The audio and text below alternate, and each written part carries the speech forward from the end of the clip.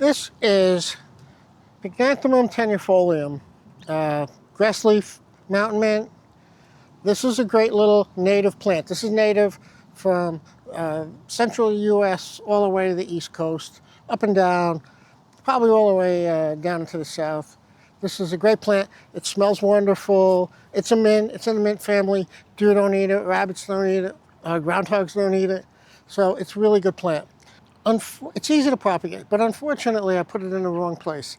What I'm going to do today, I'm going to whack it back and it'll bloom a little later, and we'll take a look and see how. Okay, we're going to give it a haircut.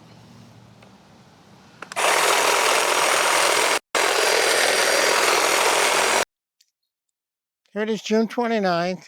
I did this chop on this narrow leaf mountain mint, Pycnanthemum tenuifolium, to try to control it because it was getting too tall. It would have been like this if I let it go. So we chopped it in less than half, and now, as you can see, it's in full bloom. It is just about 2 feet tall, pretty good in the front of the border. It's not covering up my tuberosa, my Asclepias tuberosa, my butterfly weed. So it's pretty good. It worked out really well. So that's what you can do, if you have plants that are that might get too tall for where you have them, or they might flop over. I got a comment from someone who saw my video and said their mountain mint flops over. Well, this is the ideal solution to that.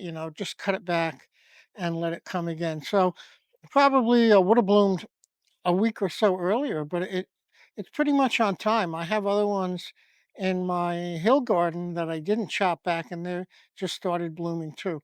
So it didn't seem like it even delayed the flowering that much. So now it's late afternoon, and the pollinators are went to bed already. Otherwise, it would have a bunch of little bees, and it gets butterflies, and it's a great plant. So Pycnanthemum tenuifolium, narrow leaf mountain mint, chopped back in early May, and here it is late June, and it's absolutely beautiful.